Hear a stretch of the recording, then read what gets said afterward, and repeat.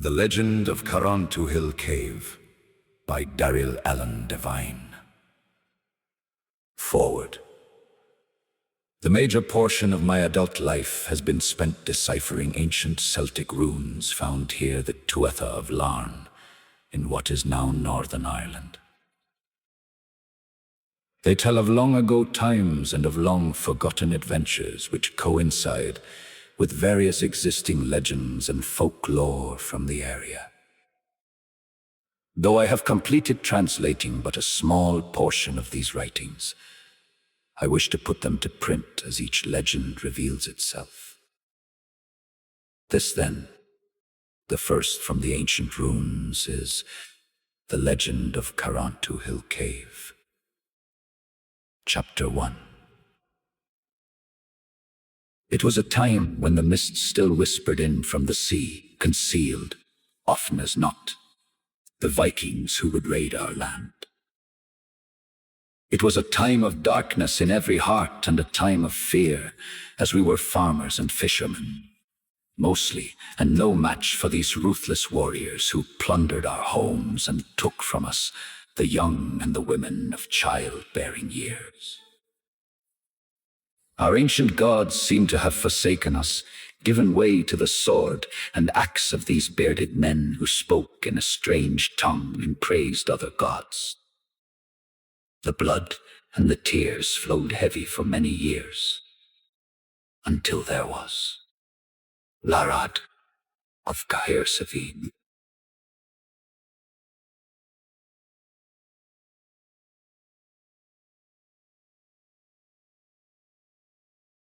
Chapter 2. The small coastal village of Carrauntoohill was made up mostly of crude rock homes, mortised, with rich mud and mixed with sand. From the adjoining bay the streets were merely wide paths worn into the native earth over the years, an uneven rock-strewn surface in the few sunny days, and a slip-slide nightmare to traverse during the normal wet season that lasted the majority of the year. Most of the village made their living by fishing, though a bakery of sorts existed, and what now would be referred to as a pub, that served up a grog that was more akin to a slow poison than an alley, graced the center of town. Just outside of town was the open-air temple where the old Celts would worship. Its description is not unlike that of Stonehenge. Though much smaller in scales at one time, it was the most important place in the village. In time, interest in the old gods began to wane, and only recently, with the arrival of the invaders, had the temple suddenly been restored to its former usage. All inhabitants had in some way felt the bitter loss of a loved one by the invading hordes of Norsemen. Families huddled together in a single dwelling, each posting their own guards day and night for protection. All had at least one family member to turn to, all that is, except Larrad, whose parents had been slain by the invaders, and his brothers and sisters, carried off as slaves to the cold country to the north. Without family, as the ancient laws prescribed, Larrad would have been left to die, an innocent outcast within his own village. But against tradition, the baker's wife later took him in to ease the loss of her only son. Leder, wife of Serti the baker, was a gentle woman, often finding herself at odds with the ancient ways and the feelings in her own heart. She knew she could only console herself by saving the young boy, even though his life would be rough and his treatment by others would be as that of hated gulls that stole their fish as it dried upon the beach. At least he would be alive, and a reminder of her own son, who, though taken, might somehow yet also live. Larrad was but 14 years old at the time he lost his family, and a long 2 years had passed, though to him it was a yesterday. He could still see the unkempt men dressed in skins of animals, and still smell the foulness of them. He could still hear their blood-curdling screams, and see the sun reflect from their swinging swords and massive shields etched in his mind, were his parents as they tried to protect their children, and with a single swipe of a hardened blade, were cast aside. He recalled how his 2 brothers fought bravely, but were overpowered and roped together as livestock being taken to slaughter. But it was his 3 sisters, whose clothes were torn from their bodies as these vile creatures laughed and took their turns with them, that still haunted his evernight. Larad had fought them bravely with his bare hands. They had toyed with him and formed a ring about him, hitting him constantly with the broadside of their swords, bruised and bleeding, winded and barely able to stand. Through swollen eyes, he saw an object racing towards his head, and was able to move but slightly before a mighty force shattered his consciousness. The impact created a huge gash in Larad's head, from a short distance having the appearance of a crushed skull and surely death. Or so thought the laughing Viking that picked up his war axe and kicked Larad into the rubble ditch, breaking a rib. Larad had awakened in pain long after the Vikings had once again set sail for another conquest. He could hardly move, and every breath made him feel as though he had a Norseman's knife sticking into his left side. His face was swollen, so badly, and matted with dried blood that even a friendly neighbor dog welped away in sheer terror at the sight and smell his hands. His body was bloated from injuries, and through his hair he could feel the smooth coldness of his own bare skull, where the axe had struck him a glancing blow. Larad never thought he would live, that he knew he must. He had to avenge his family. He had to try to find them. He had to somehow survive. Leder had found him 2 days later along the path. The Vikings had followed him during their raid. As she looked for what she hoped she would not find, the body of her only child instead, she had found this weakened, barely living child, appearing to be only slightly younger than her own son. In his delirious state, Larad had called her Mama, and secretly, not daring to openly defy the ancient law, she had brought him water and pieces of bread and biscuit, a kindness he would never forget. Chapter 3. Larad had slowly mended, and though untrue, had remained silent as Leder had told the villagers that he had family in Killarney, the larger village across the mountain, and that he could be indentured to them in the baker's trade, until which time the family could bond him free, had she not lied for him. He would have been condemned to death as the old law prescribed. Truly, Larad did not understand all of this at the time, but he trusted Leder and treasured every moment they could secretly talk. Larad worked hard in the bakery. He was always up early to mix and knead the coarse dough, which only Surti was deemed skilled enough to bake in the kiln made of stone. It was also Surti who would mix the scraps of bread, potatoes, wild berries, and other ingredients that would eventually turn into the pungent liquid they served to the patrons that clamored for it. Larad would crush the grain for flour. His was always the heaviest labor and the messiest once the biscuits and breads were baked. He would have to wait on the rude customers sitting at the crude wooden tables, taking their insults and cleaning up the spilled drink and soggy crumbs, remaining from grown men dunking, slobbering, and spewing forth the mixture. In heated arguments or debates, his status being below that of the mongrel curse that often wandered the trash heap in search of tidbits of food, Larad had to hang his head and endure the shame they vented upon him. His princely wages were learning a skill, and few old loaves of bread, a handful of biscuits, a bit of the vile drink, and a lean-to sleep in, one he shared with the animals. Many of those who publicly insulted and degraded Larad had benefited from his kindness many times in days past, when fishing was poor or the weather had prevented them from plying their trade. It was Larad who had offered to share his small meals with them. Each knew the generosity, yet each knew the ancient rules to which they must abide in spite of what was really in their hearts. Larad was an outsider now, and outsiders were rarely tolerated, much less allowed to live amongst them. But Larad had become in reality an insider who by sheer circumstance was relegated to an outsider's position after all. He had never really hurt anyone, and yet had helped many, and he had never disobeyed the ancient laws. And he did have family, who lived over the mountain, who were said to be akin to their village. Chapter 4. It was an early October morning, as the wind howled outside, blowing its icy breath across the land, when a dark, bedraggled figure opened the door. The few patrons turned to look at this strange man in a tattered black robe, whose face was obscured by the large overhanging black hood, as tattered and dirty as the rest of the man's attire. He walked in a stooped-over manner, possibly brought on by age. In his heavily wrinkled right hand, he carried a huge staff made of some gnarly wood on his left hand. The oil lamps reflected their light from some massive stone ring he wore upon his second finger.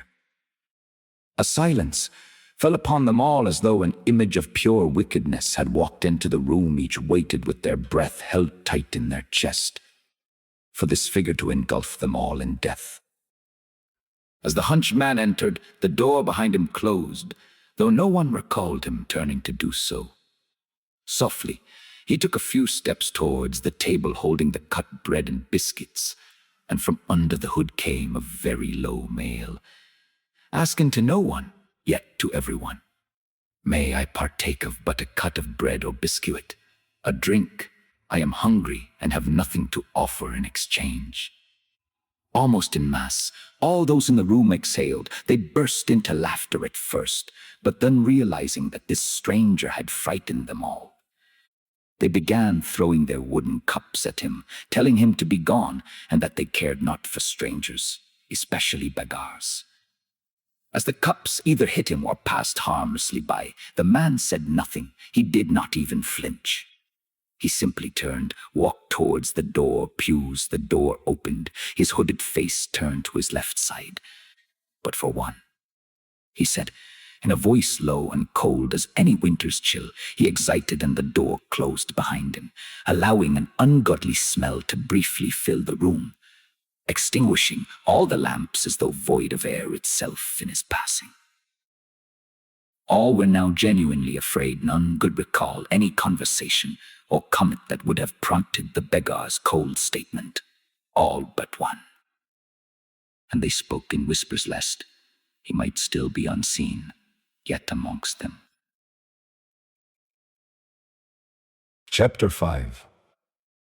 Larrad had been throwing trash into the rubbish pit, when he heard the crash of cups striking walls and the floor, the laughter, and then the sudden silence, as he saw a strange figure leave the bakery and start up the path towards him. He watched as the man, leaning heavily on his staff and walking with labored steps, approached him. For some reason, he seemed to be transfixed to the spot, and was unable to move his body or take his eyes off this figure that seemed so out of place. Yet he was not afraid, even though his heart raced in his chest. He tried to make out the features of the man beneath that tattered black robe and hood, yet his observations were no more keen than those in the bakery. The humble-looking figure stopped at arm's length from Larrad, and a soft, deep voice that came from beneath the low-hanging hood, asking, "I am hungry and thirst, but have nothing to exchange. Have you anything you can share?" Larrad felt a deep sadness for the pathetic figure before him, and he responded, "I have nothing fit for a man to eat with me now. But if you wait here, I will bring you bread and some grog, so you may not hunger or thirst. There is time, yet there is no time. There is not 2 years, yet there is 1, said the stranger. Larrad was puzzled by his response, and thought the old one mad with hunger. "It will take me but a short time to go and return," he said. "Yes," the old man said, "but a short time." He turned away from Larrad, then with head hung low, he slowly turned again towards him, and lifting his staff, he pointed it towards the mountain. "There," he said, "bring it there." Larrad looked in the direction of the pointed staff, high into the sacred Carrauntoohill mountain. There were many strange tales of this mountain, ancient creatures that once roamed from its summit, and some that were said to have flight as the birds. He looked for some landmark or some evidence of a man-built structure to go to, but he saw only mountain. He turned to ask the man where he was to bring the food and grog, but to his amazement, the man was gone. Larrad spun in a circle, looking all about him. His eyes strained in the direction of the path that led on towards the mountain. But the Old One was not to be seen. Larrad's heart almost burst from his chest.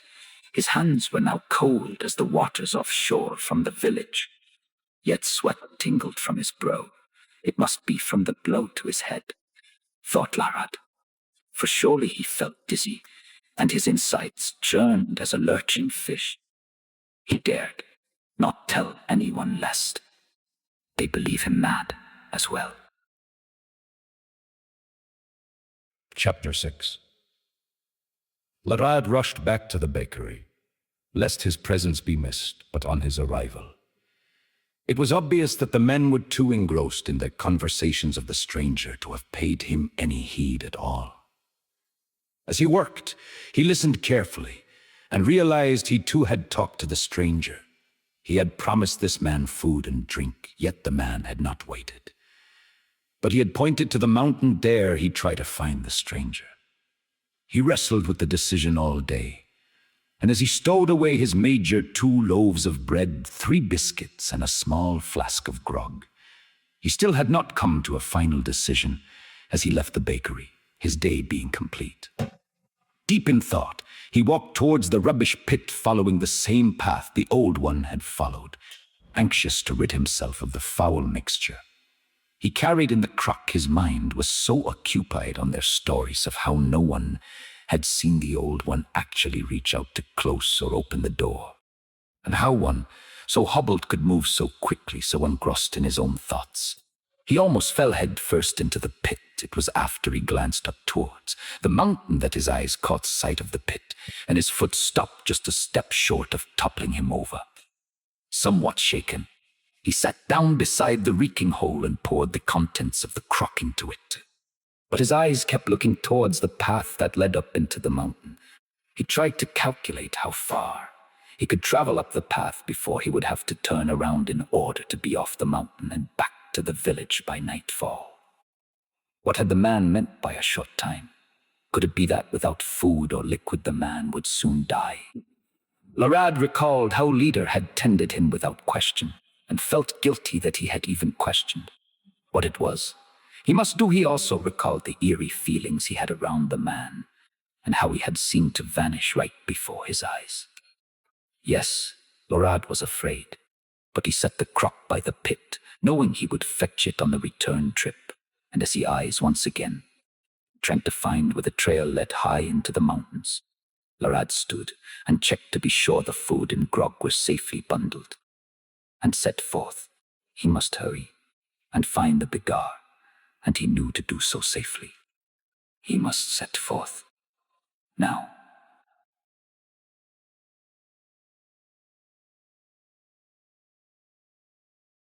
Chapter 7.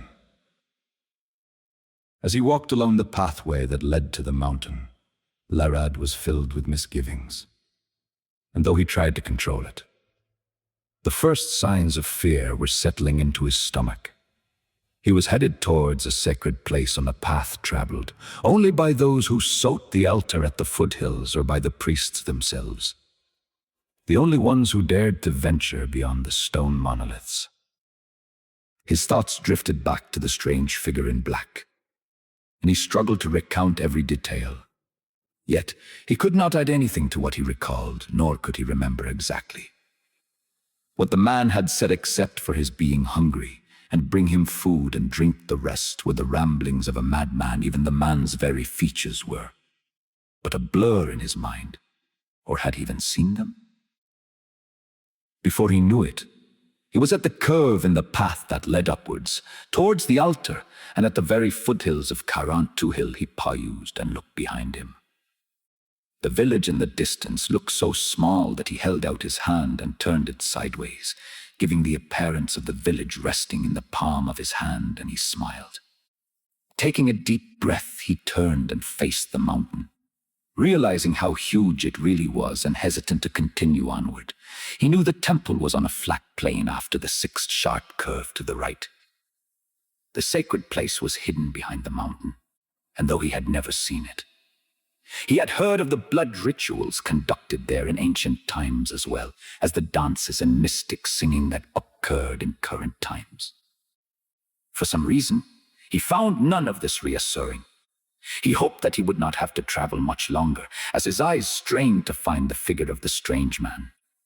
He had been gone now for almost an hour, and the sun would begin to set within 2 hours, and total darkness would cover the land in about 3, no more than an hour.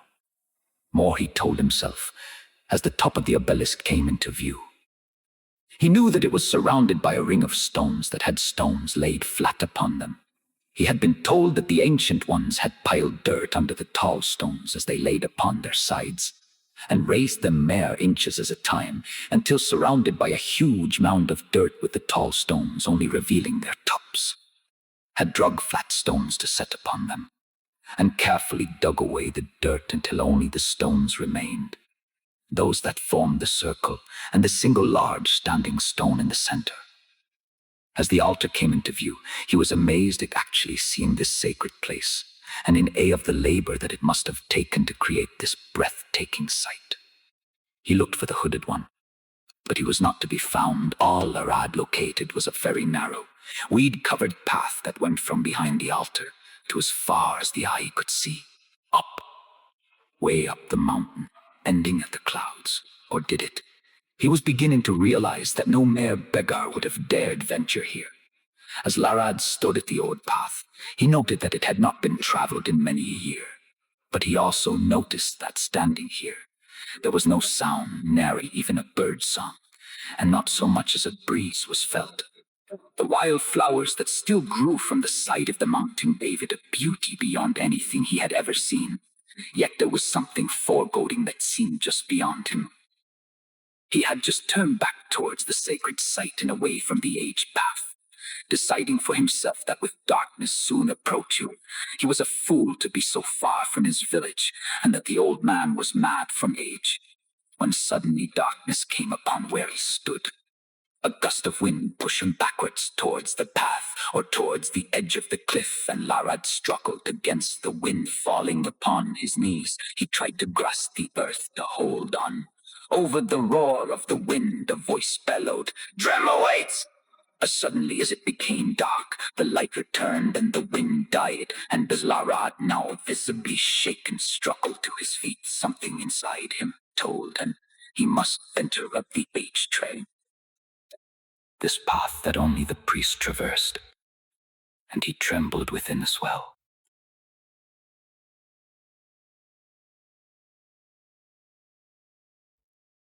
Chapter 8.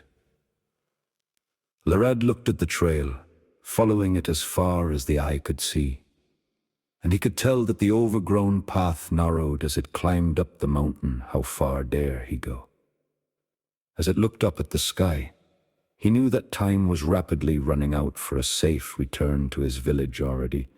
The first hint of the oncoming curtain of darkness could be seen above the top of the mountain. In spite of his fears of being trapped on Carrauntoohill as night fell, something, or someone named Drem, awaited him further ahead, and he had to find out why. As he trudged ahead, though he was in excellent shape, he was starting to feel an ache in his lungs, and his legs were beginning to cramp from the exertion of the climb. The path, once 6 feet in width, now was barely 3 feet across. To his left was a sheer drop-off. To his right, the ragged face of the mountain, now devoid of all vegetation. Behind him was the security of his village. If only he could get back in time ahead, an ever-narrowing rock-strewn trail that led to potential peril in this place, forbidden to him. Though he could not see around the next turn in the path, he knew that it would be the point that he must turn back in order to get home before darkness overtook him. Should he not encounter the beggar or Drem, the task had been harder and taken longer than he had planned, and still no sign of the aged one. And again, Doubts about his being here arose, only to recall the voice in the gale. He had thought that he could travel downhill faster than he had coming up, but having to watch every step on this narrow path had cut even that extra margin of time the bend approached, and he hoped there would be his answer, and dream. His heart raced as he approached the bend, a 2.5-foot path cut into the side of Carrauntoohill, no longer a trail, but almost a flat walkway of pure stone that appeared to almost vanish into the air, while worn to almost a polished look. Now facing and hugging the side of the mountain, he carefully proceeded, daring not to look down into the distant valley below. As he reached the point where the walkway and the sky seemed to meet, he carefully leaned to his left and peered around the corner. The walkway proceeded about 20 more feet, then became an rock-strewn path once again. Holding his breath and carefully inking his body around the corner, turning back, now entered his mind more that once. He carefully made his way to the path, and the 3-foot-wide surface made Larrad feel a little more secure. His back was beginning to ache from the constant leaning forward and hugging the wall as he climbed, and his eyes continued to search in vain for the hooded figure or Drem. His mind, that had been telling him to turn back for some time now, seemed to be panicking and yelling inside his skull that he had now come too far. It was something else that drove him forward, but he was already considering how to explain this and his late arrival tomorrow to Leader and Surti, who had befriended him and depended on him. His body was tired. The skies were darkening, and already he could no longer see the top of the mountain. In fact, even the path was turning a dark gray. The thought of spending the night on a tiny pathway in total darkness did not appeal to Larrad in the least. Yet he continued on. He had passed the point of no return long ago, and he only hoped some shelter lay ahead. He could head back at first light to his village. Suddenly, he could see in the fading light ahead that part of the path was gone, not just hidden in a shadow, but really gone. Slowly he approached, and on closer inspection, could tell that some giant rock had, probably many years ago, come tumbling down the mountain, striking the edge of the path, and literally sheared it off, leaving a mere 1.5 foot at best of the path, remaining even that, with its jagged under edges that clung above this precipice, gave no sense of stability to what little remained. Fear welled up inside him, as Larrad struggled with what to do. He could not make it to the safety of the temple now, and the path overlooking the abyss was not a place he wished to try to sleep with this small ledge hold him. Or would it crumble beneath his weight and send him hurtling to the earth below? Could he even manage to embrace the wall and inch across without losing his balance? And even if he did manage to cross, what lay on the other side? Larrad looked carefully at the ledge. He figured it to be maybe 12 feet across from where he now stood to where the path remained unharmed and intact where it continued. He could see the path widen to 2.5 feet again. He could make out that the path began a sudden rise, disappearing maybe 50 feet beyond as it topped the small rise on the mountain. Yet he could see no further in the fading light. First Larrad moved the bread and grog to a position behind him, so that it rested above his waist belt. He wanted to get as close to the mountain as he could, then sliding his feet sideways and embracing the mountain. He shuffled his feet slowly on the ledge, grasping with his hands any little outcropping of stone that might help him secure his balance. In what seemed like hours, Larrad, covered in sweat and chilled by the evening air, managed to reach the safety of the pathway beyond the ledge. Every muscle in his body cried out for him to rest, and Larrad still hoped that some wide ledge or cut into the mountain would afford him shelter for him. The search was ended. There only remained finding a safe haven for the evening. As he approached the rise, Larad noted that at the crest, the path seemed to be wider, maybe 5 feet across, and he hoped that this meant close by there would be a place to rest. Now 5 feet from the top of the rise, Larad strained his head to see what lay on the other side. But all he could see was the path as it arched up before him. 2 more steps and Larad froze. Here on the backside of the mountain, there was nothing. Nothing but a deep gorge. Maybe the mountain had collapsed. Maybe a landslide had taken away part of the mountain. All Larad knew was that he could go no further. Neither up nor down now. Safely with darkness engulfing him, Larad carefully removed the grog flask and bread sack, securing them in a circle of stone. And he cleared a place on the 5-foot ledge close to the mountain face, using stones again to form a small barrier to secure his feet. So he would not slip down the mountain to his left.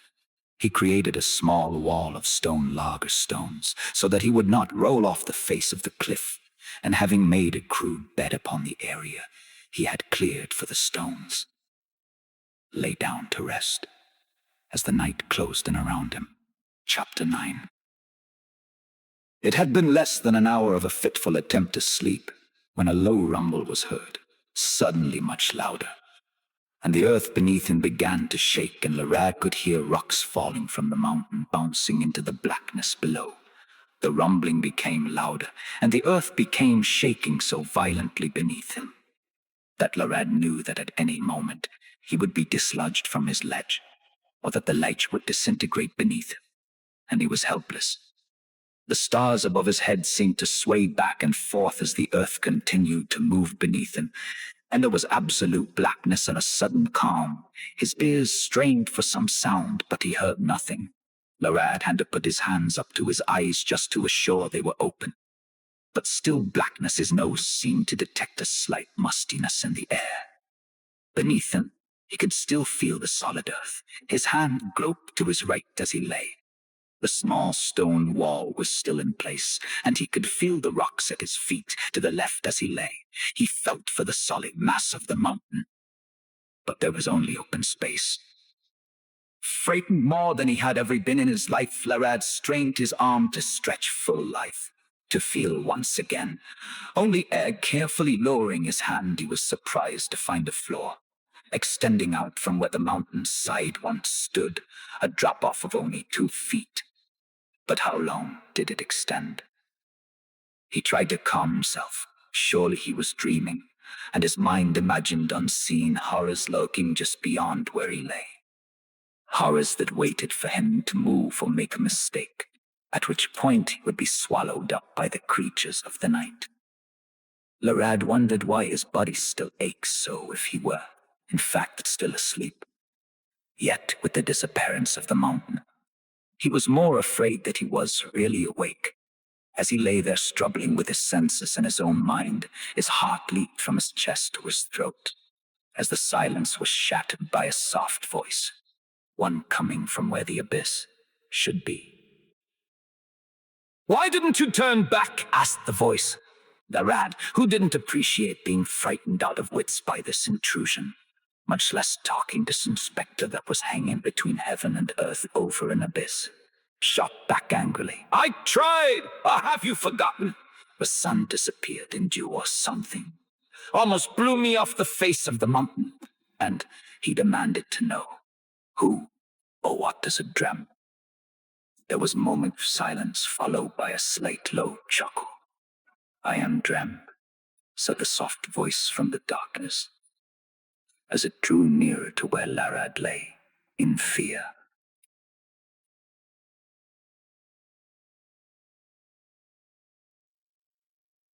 Chapter 10. At first, Larad could see nor hear any movement, yet he knew Drem was drawing ever closer to him. Slowly, as he strained every sense of his hearing, Larad could hear the soft swirl of cloth drawing ever closer to where he lay. He could discern no movement of feet to accompany the sound. Larad sat up, fearing to even draw a breath, as he felt a soft breeze upon his face. Whatever or whoever Drem was but inches from him. Suddenly all was silent. The earth was perfectly still except for the beating of his heart, that now sounded like rapid thunder in his ears. He would feel sweat forming on his forehead, and the goosebumps raise upon his arms and even down his legs. After a moment that seemed to Larad as an eternity, he spoke haltingly, fearfully, Drem? In a voice so near him. Larad pushed rapidly away.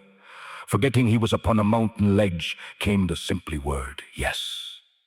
Larad groped about him, now realizing his seemingly perilous position, but all about him. His hands touched nothing but solid earth. Raising his hands, he felt for some surface of the mountain. So, it had not been a dream. There was none. His mind raced, trying to recall where he had made his slight bed, his positioning, the mountain, the rocks, they were the only thing that seemed to be where he recalled. The mountain was truly gone. He could hear what sounded like someone swallowing, and the hair on his neck stood up like a frightened cat. You remembered the wee food and drink, said the voice, sounding gentle and pleasant. Larad tried to acclimate himself in the darkness. Locating the stones, he felt the ring where he had lain the grog and food. It was gone. Are you hungry, Larad? Asked the voice. Yes, answered Larad cautiously. Why didn't you eat and drink of the food you were carrying? Asked the voice. I had promised it to the beggar man, which I now presume to be you. Shot back Larad, annoyed. He continued. You had no right to scare me to death, and why didn't you wait for me to bring you food and drink when we were close to the village? You had to prove yourself worthy. Gently answered the voice. Worthy of what? Demanded Larad. And how do you know my name? He suddenly asked mildly. Fearing he may have been too curt and could well have misjudged this man he presumed to be a mere Gadar. Eat first, then we will talk, assured the voice. Larad could hear the flask and bag being set directly before him in the darkness. He reached hesitantly out, and his hands quickly located the food and grog. He ate a piece of bread quickly, realizing his own hunger was deep. As he slowly sipped of the grog, he realized there had been nothing drunk from this flask. Cautiously, he reached into the bag, his fingers feeling for the bread within. He counted. Neither was there bread missing from the bag. You have not eaten, nor have you drunk. Larad addressed the figure in the darkness. I had said and drunk, was the reply. There is no bread gone from the bag. There is no grog gone from the flask. Yet I was sure I had heard you drink. Respond, Larad. I cannot eat knowing you have not also partaken. I have fed and drunk. Again was the reply, Larad. Eat, drink, then we talk. Hearing his name again sent shivers down his very spine. Larad laid the bag and flask aside, though he still hungered. I cannot, thinking you hunger and are too proud to say so. Respond, Larad. In a burst of laughter the voice boomed. Proud? I who wander as a beggar to you proud? I do not plead of men nor beg of them. I but ask of them. In a sudden change of voice, deep, demanding, authoritative, came now, eat, drink. There was no doubt about it now. Larad was afraid this was no mere beggar, nor did it sound as any mere man. He wanted to escape, but where was the mountain? Where was he? He would have to bide his time. Try to appease this creature until the daylight came, and he could see his way clear to run. Run. Yes, run. At least he knew what he was going to do now. So Larad, ever listening, ever trying to make out something. Anything in the darkness finally began to eat and drink. Chapter 11. In the stillness, the breaking of the crusted bread sounded of rocks tumbling down a mountainside. Mere chewing seemed to be echoing sounds of 50 men eating at once inside a cask. Swallowing sounded so loud it reminded him of a large toad by his bed. In the village, he was sure. Drem was either having to smother laughter or be surely horrified by his manners.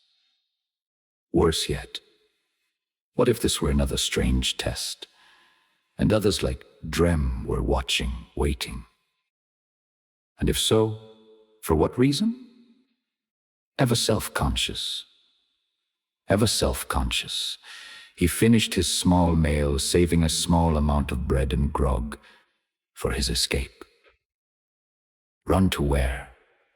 Asked the voice.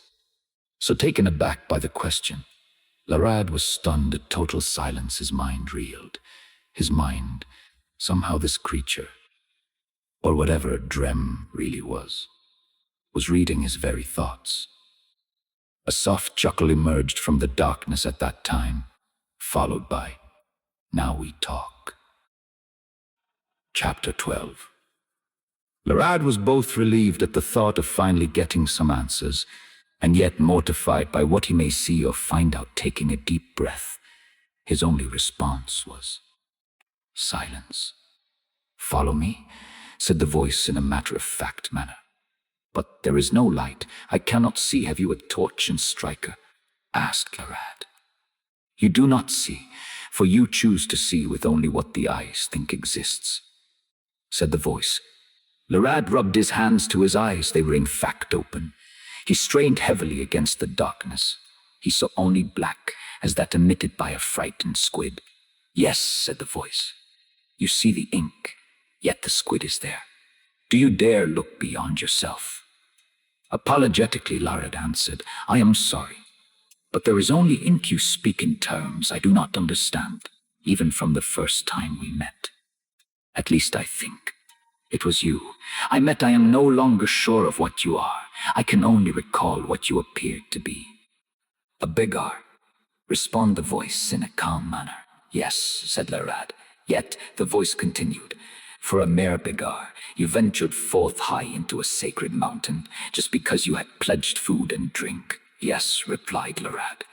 "You appeared hungry and in need." "In need of what, Larad?" asked the voice. Larad thought about the question for a moment. "I don't know," he said. "I only felt that you might perish without my help." "It is true," said the voice. Larad had to think again about what he had just said. Had he not just said he felt the Begar would perish without his bringing him food and grog? Yet the Begar had not eaten. The Begar had not taken of the drink, so, therefore, how could it be true? Larad was now more curious than afraid. He tried to think back on the first meeting, and all that seemed to have transpired since, all of which this creature seemed to be all too knowledgeable of. Finally he asked, "Are you a god?" There was a moment of silence before the voice answered softly, "No, Larad.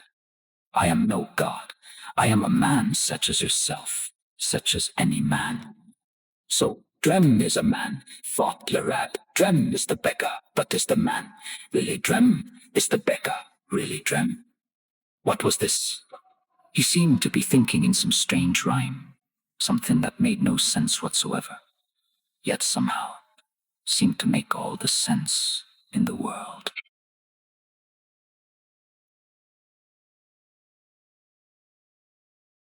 Chapter 13. You did not mock me nor turn me away.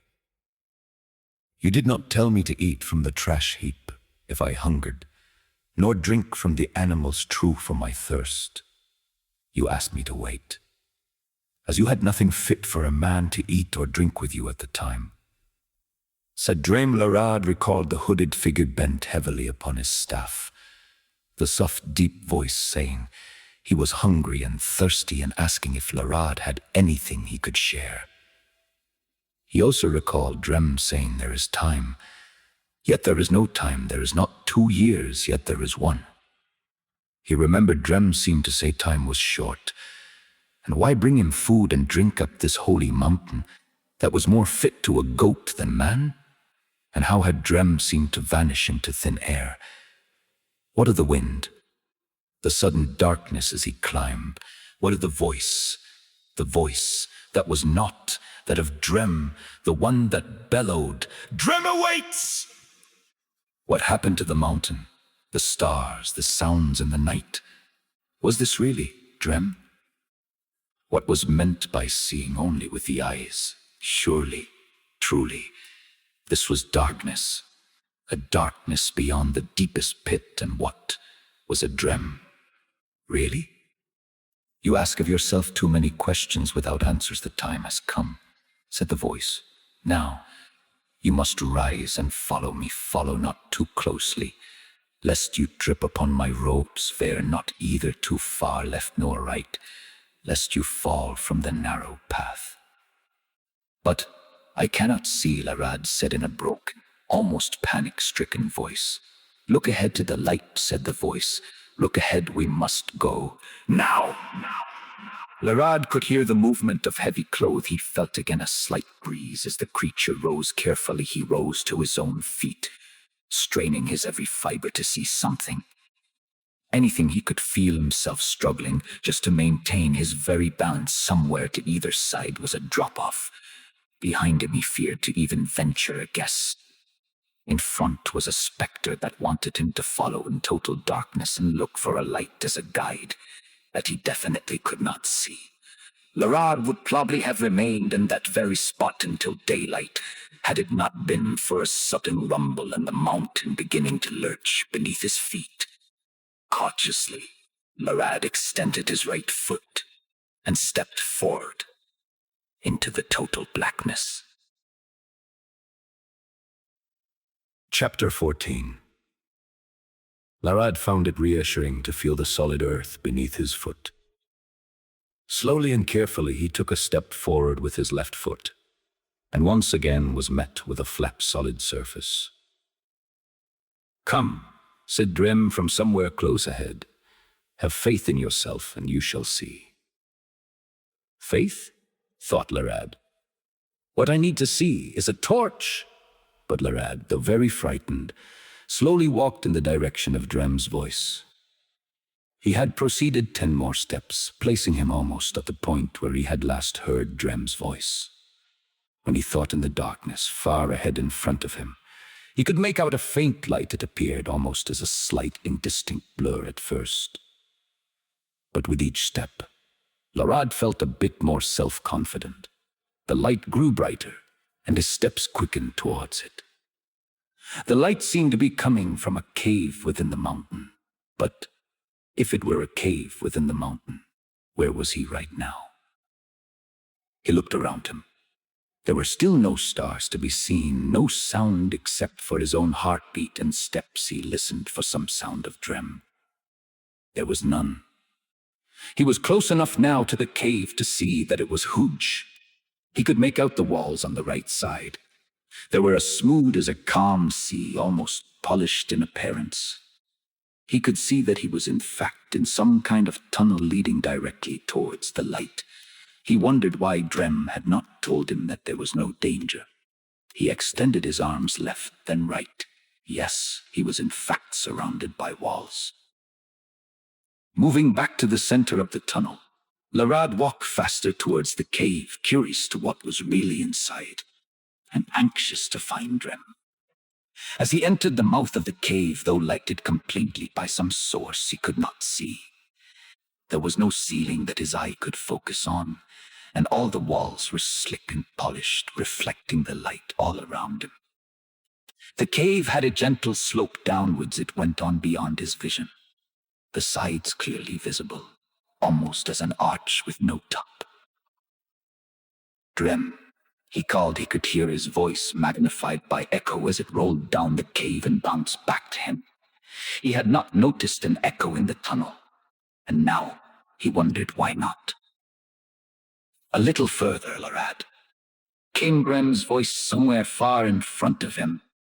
The voice was as crystal, pure and clear, but there was no echo. Now Larad could see that the cave turned to the left not far in front of him.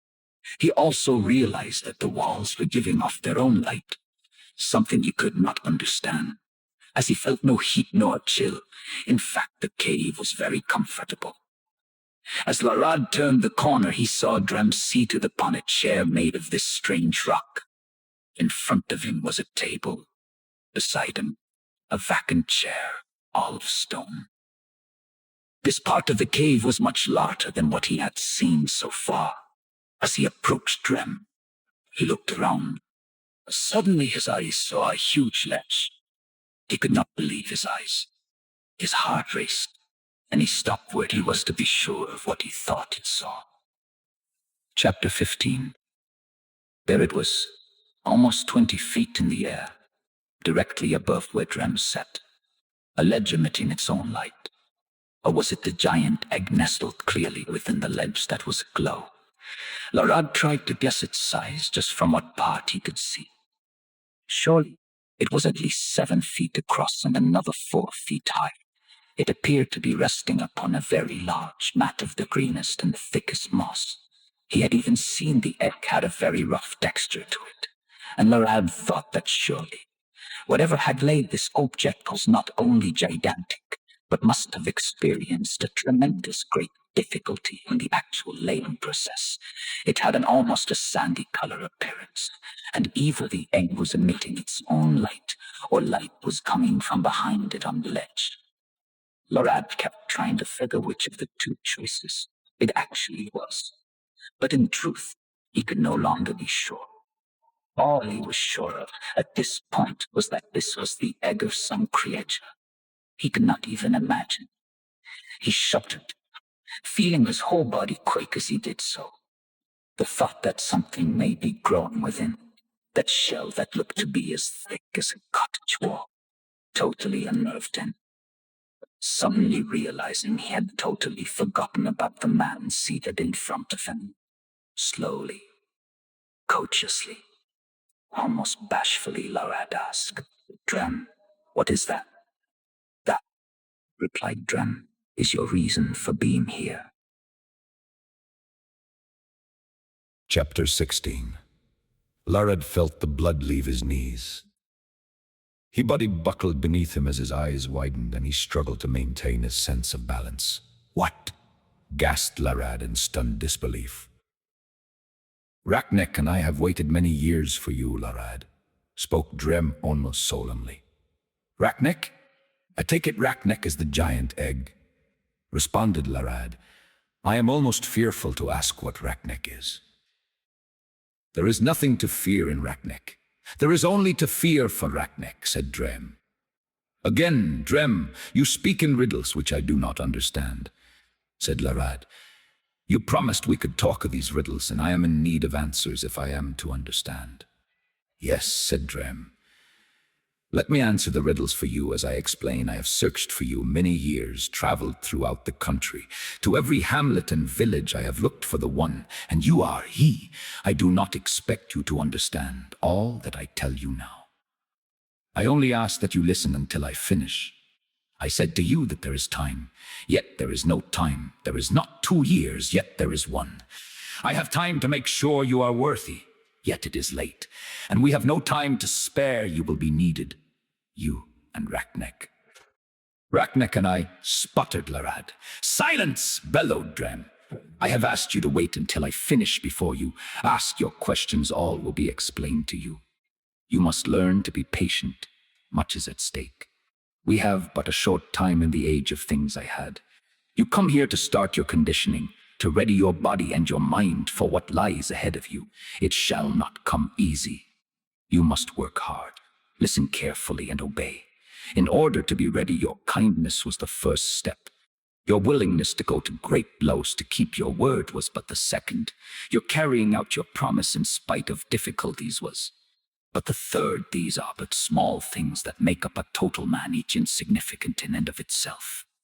Yet, when heaped together within one person, they make a noble character, a man worthy of himself and deserving of the rewards of life and the admiration of other men. Not many would have done as you did. You braved the holy temple of Grafnu, only because you did not know it was forbidden of you, not being of the faith. Yet you did not fear it, but you had heard stories of bloody rituals carried out there." Drem leaned forward from his chair. A smile crossed his lips, and he continued. "The stories are all lies, made up by some priest long ago, to keep the ill-educated away. It was a place of peace and harmony, a place of nature and of inner spirit. It was a place where man or woman could experience the beauty of life, the wonders of the world around them. The only bloodshed was someone falling over a rock and scratching themselves now and again. It was this inner spirit that protected them for those many years before they slowly forgot about the inner peace. The obelisk points to the heaven to remind us that we did not just happen upon this earth. Each of us with our different talents. We're put here by a power much larger than ourselves, One, we are responsible to be all we are capable of being, and remain in harmony with the others of his or her creations. The ring of storms there was to remind us as well that we are our own protectors. We choose to let things into our lives, good or bad, that affect us, our feelings, our emotions, our very health. We choose to allow these things to flow in, or we may choose to shield ourselves from them. It is our choice, just as it is our choice how we deal with what we allow in you. Noted that there was silence there.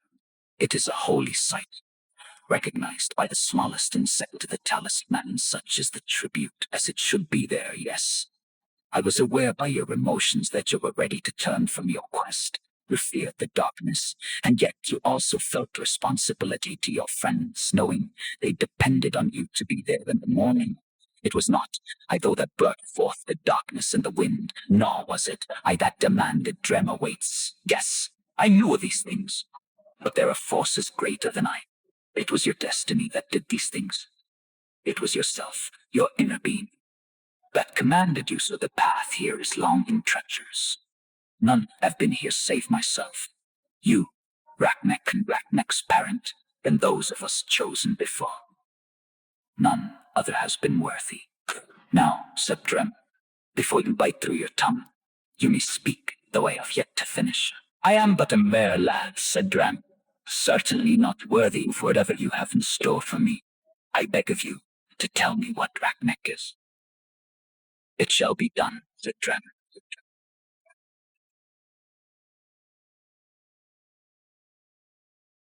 Chapter 17. Rachnek is a luff dragon, said Drem. A what? Asked Larad. A luff dragon, explained Drem, is a dragon. Once of the waters of Ire, they lived peacefully in the lakes of the country, and being winged, they would fly from their own home lake to that of other relatives.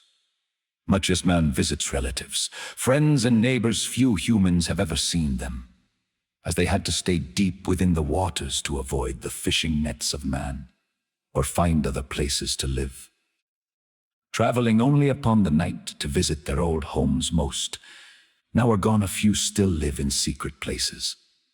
Seen only by believers, a few eggs are tended by the watchers, of which I am, but one most still seek the one worthy.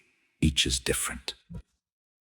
Most may look far into the future to find the one for them, but look they shall, even if it takes forever, as to your feeling as though you are not worthy. Larad, man has not realized yet that talents, skill, aptitudes, and even memory is passed from generation to generation in varying degrees. It is how we nurture the young in order to let them accept these things and build upon them that determine whether a man or woman will realize their full worth. What is expected of me? Asked Larad. And how is Rachnek involved? Am I to take your place because you are old and need someone else to carry on the tending of this monstrous egg? Old! Exploded Drem. Emron and I have tended Rachnek, and I have tended for myself more years than you dare believe. It is not age that is at issue here. It is the completion of my mission. Feeling a bit taken back, and in a hurry to get Drem out of his foul mood, Larad asked politely, Drem, how do you tend to Rachnek? How does he or she survive? And is or was there another watcher named Amron? The same as I is Amron, the same as you is Rachnek, responded Drem. Again, said Larad, I fear I do not understand. Are you sure it is I you seek? It is you. Respond Drem quietly. You asked not long ago why I had not supped, and I told you I had been nourished. You felt the flask, it remained full, and counted the bread, knowing nothing was missing. It is not bread and drink that nourish us. Chapter 18. It is the human spirit, said Drem, that sustains us. It is belief in the impossible, if you will. It is faith, yet it is self-confidence. It is strength, yet it is trust. It is the essence of life within nature, that feeds that which some cannot comprehend. Just because it is not seen does not mean it is not real often, what you think you see.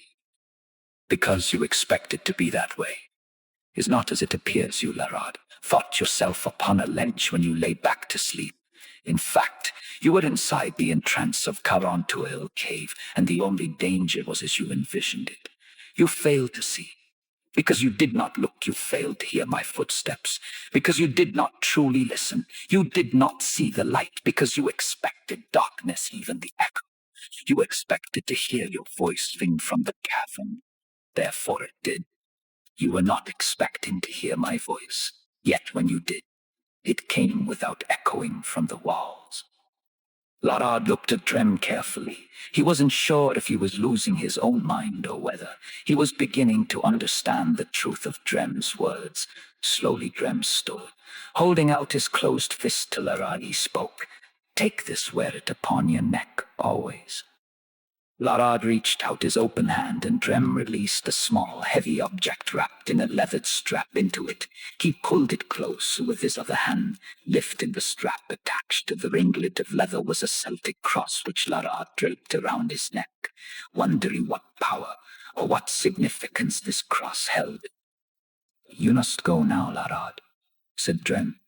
"Return to whence you came." "But Drem," said Larrard, "it is dark, and I will not be able to see my way upon the path." "It is so," said Drem. "Sleep then. We will talk later."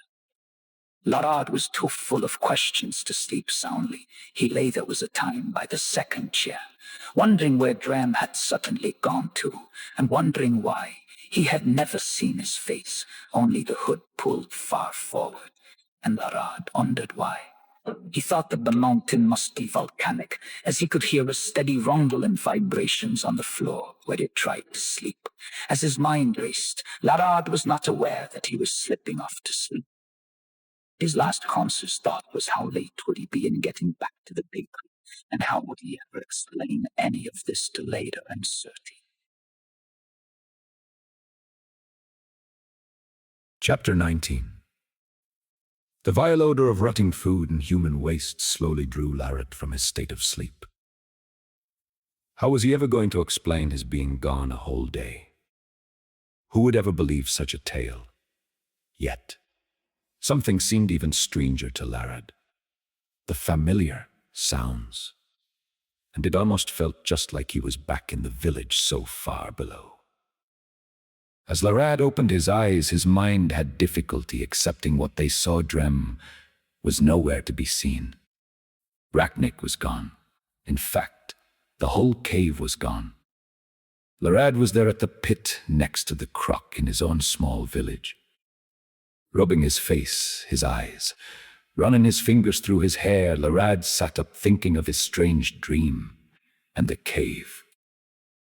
Rising, he moved side to side and stretched his sore muscles. He had obviously slept in a poor position, or upon something he had to hurry and wash from the bucket.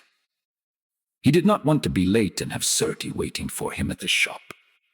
And he had no idea how to explain his absence, and he was struck that something appeared at about the time of day, as though he had been gone the full measure of a day.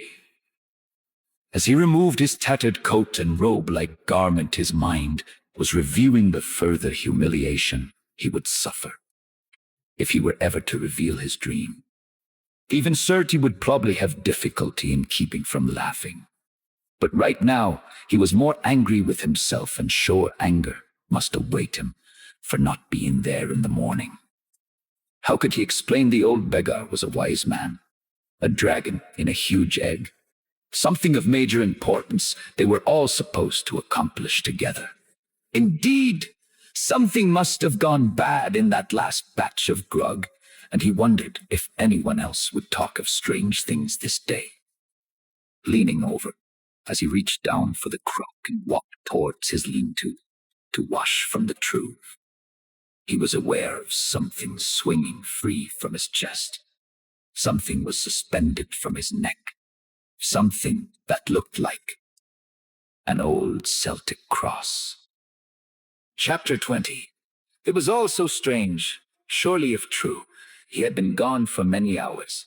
Yet neither nor Surti seemed to have missed him at all, and everything was as when he first ventured forth. The crock had waited by the pit. Even the same patrons were present, with their usual abusive comments and humiliating demands. Were it not for the cross he had about his neck, he would have deemed himself surely mad. But he was confused, as all seemed suddenly strange today. His mind tried desperately to recall every moment and event of his adventure, seeking anything that may have been overlooked. "Lad, I thought you had gone chasing after that beggar!" yelled Surty. "Did he outrun you or disappear?" he said with a laugh that was joined by the other patrons as they chided him about only being gone mere moments. Larad's heart froze. How could he have only been gone moments, and any of what he recalled be true? Yet there was the cross, and he reached within his tunic to reassure himself. It was. There it was. Chapter 21. Days followed, then weeks which became months, and nothing was heard from Drem. And he had almost convinced himself that it was some kind of strange dream.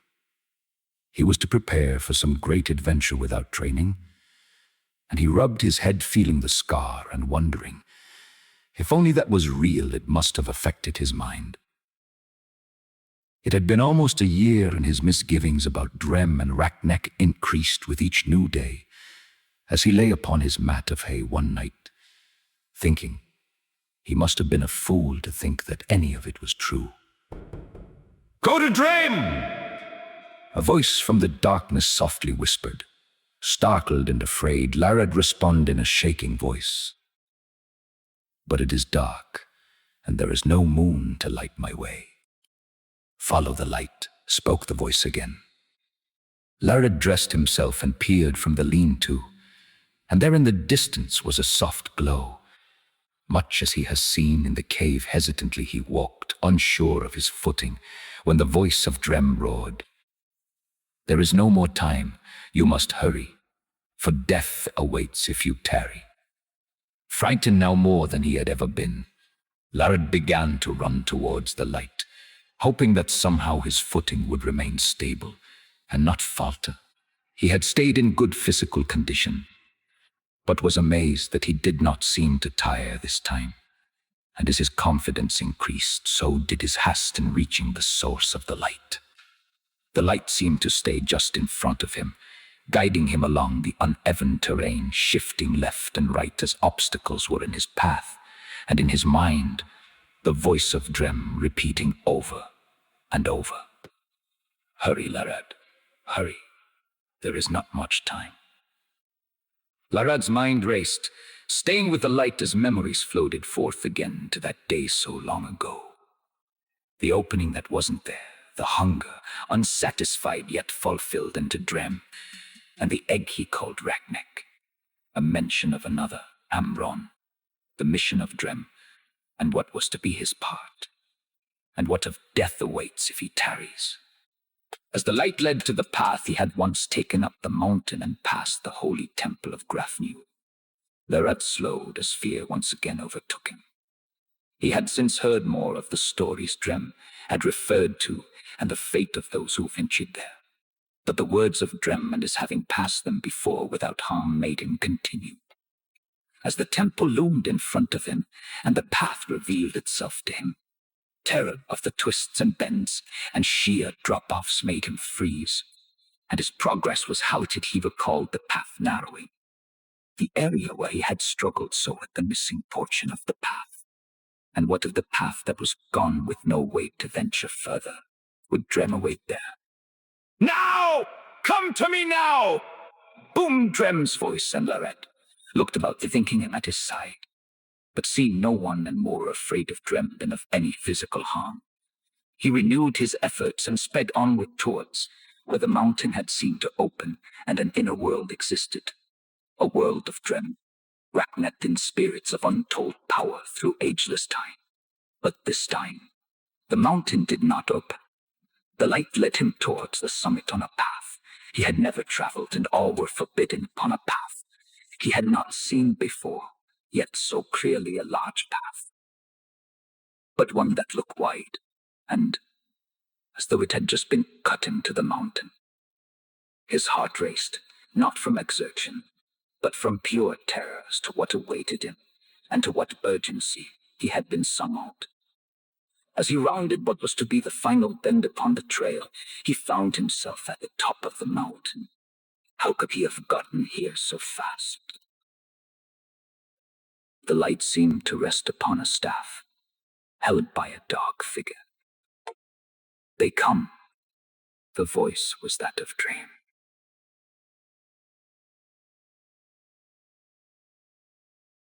Chapter 22. Larrad halted, again amazed that he wasn't winded after running what must have been miles from the village. Up a path no man had even mentioned, and find himself now, standing as though it had been a leisurely walk, at the crest of the tallest mountain in the country and the most sacred. Trembling he asked of Drem, "Who is coming?" For a moment the figure stood silently, looking out across the land and out upon the distant sea. "Those who destroy and take our people, they come," replied Drem in a hushed tone. "We must warn the villages!" screamed Larrad, and he began to turn and run, only to find that Drem had somehow moved in front of his path with unseen speed and silence. In an unnervingly calm voice, Drem replied, "No." Larrad was suddenly filled with anger and frustration. He grabbed Drem and was immediately amazed that he seemed without weight, but screamed, "If you knew, you could have warned them so they could flee. They will all be killed. So this is what you meant about death awaits." And Larrad released the figure and cried. Larrad felt a hand upon his shoulder, and again the soft, even voice of Drem. "It is not their deaths that I referred to, it is mine." Totally shocked and taken back by the comment, Larrad screamed again. "Are you planning on taking on those warriors by yourself, or with some egg that has not even hatched? Rachnek lives is to you, and each is as one with the other," spoke Drem gently. "Your time is but beginning, and mine is at its end, as some day you too shall find." Bewildered and confused, Larrad asked of Drem, "Can they be stopped? Can you help the villagers somehow? It is why you were chosen and why you are here. It is a passing and a beginning, and it will take all of us to succeed. Ask nothing more. As the sun rises, look upon the sea and expose the Celtic cross to the sun," spoke Drem. "How can you say that you will die?" asked Larrad. "For it is my time, as it is the time of Amran," spoke Larrad. "Amran?" asked Larrad. "Who is Amran?" "Amran is to Drem, and Drem is to Amran, as Rachnek is to Larrad, and Larrad is to Rachnek," responded Drem. "How?" began Larrad, only to be met by the deep, sunken eyes of Drem, and a soft word, silence, and even distant birds became quiet, and the soft breeze that had been seemed likewise to obey the command. Larrad knew this command must be met, and he held his tongue, though his mind was full of questions, realizing that surely Drem must know what he was thinking. And now was not a time to distract the Druid Watcher. He focused, looking out into the darkness, his senses seeking the first sign of the invaders. "You learn well." A voice in his mind seemed to speak, and Larrad knew he had been right. Chapter 23. Two figures stood upon the mountain top as the sun first began to cast its rays.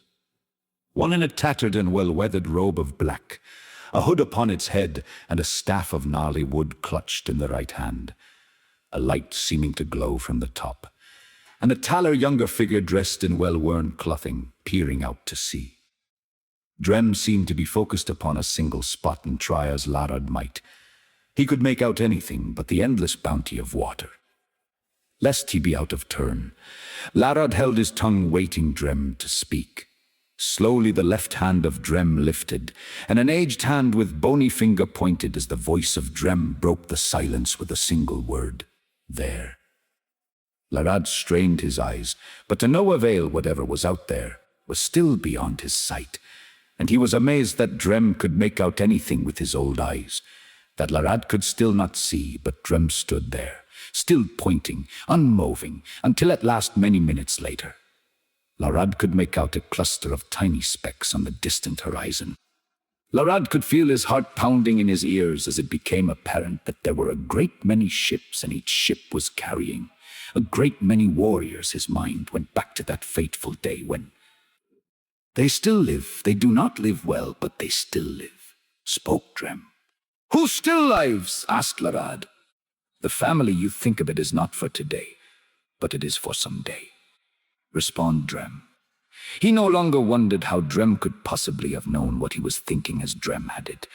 In due time you too shall become aware and know that which has not been spoken yet is, but that is not for today, but for some day as well. Now is the moment for battle. Now is the moment for you and Raknek. Now is the final task for Amran and I. How can we do battle? How can we defeat them when I have no idea what to do or why I am here? Asked Larad. You shall know because you are chosen. You shall do because it is your destiny. It is not a lesson to learn. It is within you. You shall be, just as I am, believe, responded Drem almost faintly. Chapter 24. They stood there together watching the fleet of ships turn from tiny specks to masted vessels.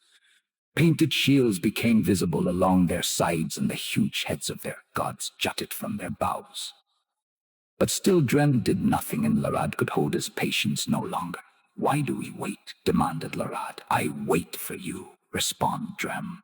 Wait for me? I don't know what to do, spoke Larad, in a voice suddenly full of self-doubt and fear. Clutch the cross, call upon Raknek, said Drem in a calm voice. Larad fumbled for the cross within his tunic. He pulled it forth and held it towards the rising sun, it with his left hand for some unknown reason. He pointed towards the oncoming ships with his right hand and called out as loudly as he could the single word, Raknek. Chapter 25. Having done so, he could feel a trembling of the earth beneath his feet, vibrating his legs like being carried upon a cart. Then came a shrill and ear-piercing shriek as from behind him the earth opened and a majestic dragon streaked into the sky. Awe-struck, Larad stood there as Drem raised his staff skyward, pointing towards the ships with his left hand, and spoke. Amran. This time, the earth shook violently, knocking Larad to his feet, and as he felt himself being lifted and cast back down time and time again, Larad was amazed to see Drem standing there as the very mountain itself seemed to tear itself apart. From the bowels of the mountain he heard a noise so loud that in spite of his being bounced all about, he had to cover his ears for fear of being deafened. Yet Drem stood there, almost defiant and set upon the work at hand. Then in an explosion of rock, the largest creature he had even seen, and far larger than he could ever have imagined, burst forth and took to the sky. This dragon made Raknek appear as a sparrow in size and mass as it streaked skyward towards Raknek, who was headed in the direction of the approaching fleet of ships. Drem lowered his left hand, placing it by his side, and pointed the head of his staff towards the ships, lowered his head and his eyes, almost as though in prayer, and again uttered the word, Amran. Larad looked up and saw the huge dragon turn slightly, then dive towards the ships. Without thinking, Celtic Cross still clutched firmly in his left hand.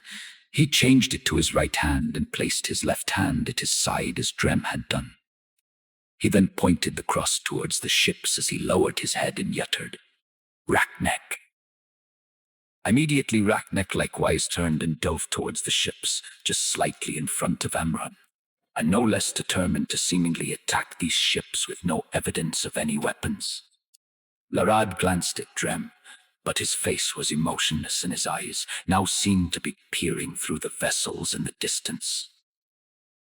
Chapter 26. Initially, Amran and Raknek seemed to be content to just fly low over the ships or create panic, but then they both flew high and dove straight down at the two lead ships. Larad thought they were going to fly directly into them, possibly killing themselves, but instead they dove into the water by the ships, swamping them and spewing their occupants into the sea. For a few moments, none of the other ships seemed to react, but then they turned to rescue those now floundering in the water, those that had not been forever carried beneath the sea by their implements of war and clothing. Larad became concerned for the dragons. They seemed to have disappeared beneath the waves as well, and there was no sign of them anywhere he was about to distract Drem. When the water once again exploded, but this time in front of the ships closest to those struggling figures in the water, it was the dragons taking to the air, again swamping boats and scattering crews. Drem, still not moving, told Larad to stand to his left, and with a sigh said, "Amron is letting Rachnek play. We must end this." Larad now stood beside Drem as told and asked what he meant by the comment. "Amran is the mother of Rachnek. She's teaching that there are other ways to deal with man versus killing. But not always. We have little time. We must finish this now," said Drem in a voice that suddenly sounded frail. But then in a voice like a command he roared, "Amron," and slammed his staff onto the ground. Immediately, Amron dove towards the remaining ships, and as she passed over them, fire spewed from her mouth, setting the ships ablaze. Larad, with the Celtic cross still in his right hand, slammed him downwards and commanded, "Rachnek," and though less volatile, the smaller dragon set its sights upon ships not yet aflame, spewing fire and circling, made additional passes upon the ships. In a matter of minutes there were but a few ships remaining, and Drem pulled his scarf into his side and gently placonned, "Amron," and the dragon turned and flew towards the mountain top where they stood. Larad was going to let Rachnek continue to avenge those who had suffered so, but within his mind he heard unspoken the words, "They will return to their land and speak of our protectors. They will not bother us again, but shall display the dragon on their ships as a reminder of this day. To kill them all will serve no purpose. There would be no one to tell the story." Larad sighed, and placing the cross above his neck once again, softly spoke, "Rachnek." The smaller dragon appeared to hesitate, but a backwards glance from Amron seemed to have conveyed a message to Rachnek, and the small dragon glided towards the mountain top behind Amron, where two men stood alone, but to wait them. Chapter 27. Amron circled overhead until Rachnek joined her. Then the two dragons landed just behind Drem and Larad. Drem approached Larad and put his hands on Larad's shoulders. The aged eyes looked into the sparkling eyes of youth and shared a smile. Then Drem stood back and extended his staff to Larad, but as Larad reached for it, it fell to the ground. Larad bent to pick it up, and having grasped it, he noticed the ring Drem wore lay there as well. He stood erect, only to find himself within the cave that he recalled from long ago, Rachnek at his side, and a large white object upon a rock ledge. But nowhere to be found were Drem or Amran. He was going to call out to them, but he knew they were not there. For a brief moment he wondered if they were really dead, but then realized they were not. Their mission and destiny had been fulfilled, but somewhere they waited and watched, unseen. He saw that on the stone table, the flask of grog and sack of bread he had left behind long ago. He felt of the bread and smelled of it. Finding it was as fresh as the day he had first brought it with him to this place for Drem. But he was not surprised. He felt a strange inner peace, as though surrounded by friends not visible to the eye. Somehow he had become a watcher, just as he knew the Rachnek were being watched. He knew there were others, and he knew that there would come a time that they would have to be united and join forces to fight a battle yet to come. But for now, the time had come for Drem and Amron to rest unless needed, and the time of Larad and Rachnek was just beginning. And he sat upon the stool of stone and began reading the runes left by Drem and those who had come before him. As he read, he realized that many stories he had heard of ancient times were true. Now he would begin his own journal, one that carried on from Drem and Amron to the time of Larad and Rachnek. Chapter 28. Initially, I thought the works we had uncovered and were deciphering were mere folktales of the writings of a storyteller of long ago. In the process of researching any known similar stories, we encountered many strange occurrences, but a recent report by a hiker who has requested to remain anonymous from that area may indicate otherwise. Here is that quote. I had been backpacking alone, which isn't something recognized as the safest thing to do. An unexpected rainy weather set in on me walking, traversing the latter portion of Carrauntoohill. Carrauntoohill to the English. When I slipped on some jagged wet rocks and tumbled, I remember hearing a snap and feeling sharp pain. The next full recall I have is being dry, and at the foot of Carraun, an old walking staff of some kind in my hand, and my friends find me and tell me they came looking for me as soon as the missus told them where I had gone. And the rain let up, a matter of about 4 hours. Vaguely I recalled being pulled in from the rain, my leg painful, and I passed out. Then a haze in which an old bearded man in some black cloak costume was tending my leg. But all of that is foggy. My friends checked me, but could find no bruises or evidence of injury, and felt I must have hit my head or had a pint or two too many, and found a dry place on the mount to weather out the storm. I would have thought no more about it, except the staff everyone saw me with. Now no one could find it bothered me when we left. It was a fine worn piece with wonderful pearls and an unusual cap upon it like a milky stone. A few months later, I was at hospital for an exam and talked to the doctor of my hurting my leg on the mountain. As a precaution, he x-rayed the leg and was astonished to find that the leg showed evidence of a recent nasty break, but had been expertly set and mended, a process that would have taken about 2 months. Then other things came to my mind.